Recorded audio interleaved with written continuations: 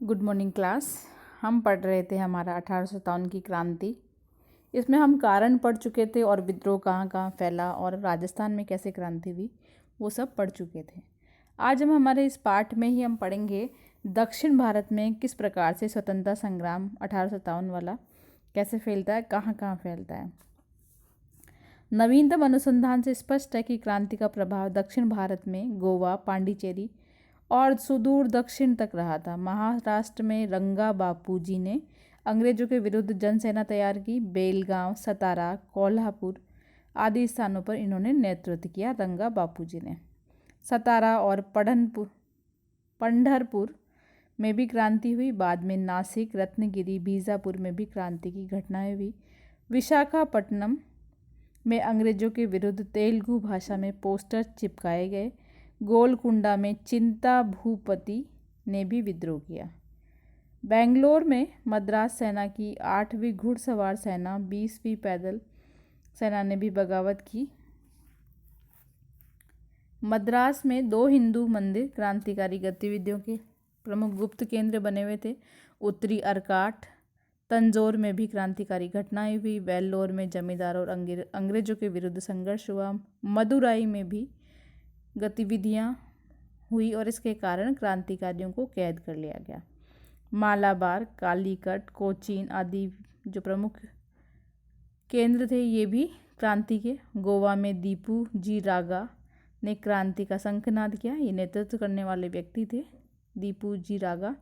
दमनदीप में भी क्रांति हुई। 1857 में स्वतंत्रता संग्राम यद्यपि उत्तरी भारत की अपेक्षा दक्षिण भारत में क्रांतिकारियों की संख्या कम थी, फिर भी क्रांतिकारी वहाँ भी शहीद हुए थे, उन्हें भी कैद किया गया था। दक्षिण भारत के क्रांतिकारियों में प्रमुख नेतृत्व करने वाले रंगा बापूजी गुप्ते यानी सतारा के थे। सोनाजी पंडित, रंगाराव पांगे, मौलवी सैयद अलाउद्दीन हैदराबाद के थे। भीमराव और मुंडरगी छोटा सिंह कर्नाटक के थे। अन्नाजी फडणवीस कोल्हापुर के थे। गुलाम गोस व सुल्तान बख्श मद्रास के थे। अरुणागिरी कृष्णा चिंगल फुट के थे और मूल बागल स्वामी कोयम्बटूर, मुल्ला सली कोनजी सरकार, विजय कुदारत कुंजी मामा केरल के, ये सभी थे जो कि प्रमुख क्रांतिकारी थे दक्षिण भारत के। इस विवरण से या इस जो शोध से हमें पता चलता है कि स्वतंत्रता संग्राम पूरे भारत में व्याप्त था, पूरे भारत में फैला हुआ था 1857 की क्रांति का। अब बात करें 1857 से 1858 तक कैसे असैनिक और सैनिक विद्रोह हुए। सबसे पहले 2 फरवरी 1857 को 19वीं स्थानीय सेना का बहरामपुरम में विप्लव हुआ यानी क्रांति का प्रारंभ हुआ।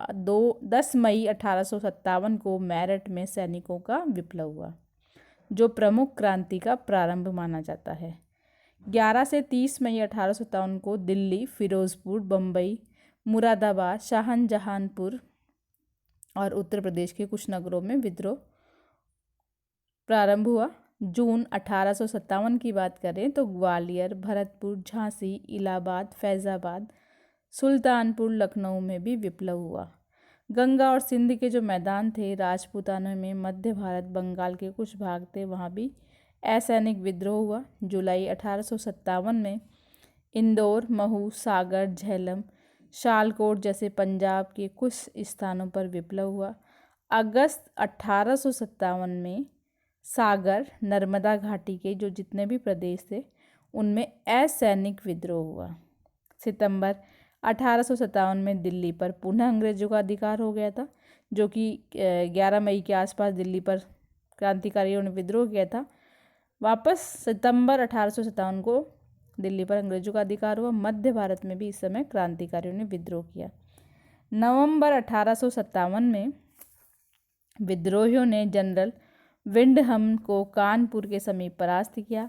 दिसंबर 1857 में कानपुर का युद्ध हुआ। सर कॉलिन कैम्बल इसमें विजित रहे और तात्या टोपे वहाँ से भाग गए क्योंकि तात्या टोपे युद्ध का प्रतिनिधित्व कर रहे थे। मार्च 1858 में लखनऊ पर पुनः अंग्रेजों का अधिकार हो गया और अप्रैल 1858 में झांसी पर अंग्रेजों का अधिकार होता है और बिहार में इसी समय अप्रैल 1858 में कुंवर सिंह विद्रोह करते हैं। मई 1858 में अंग्रेजों ने बरेली, जगदीशपुर, कालपी को पुनः जीता और रुहेलखंड खंड में भी विद्रोहियों के द्वारा छापामार आक्रमण प्रारंभ हुए। तो ये जो क्रांति थी वो 2 फरवरी 1857 को प्रारंभ होती है वैसे तो, लेकिन 10 मई 1857 का क्रांति का वास्तविक प्रारंभ माना जाता है और मई 1858 में जाते जाते क्रांति धीरे धीरे समाप्त होने लगती है।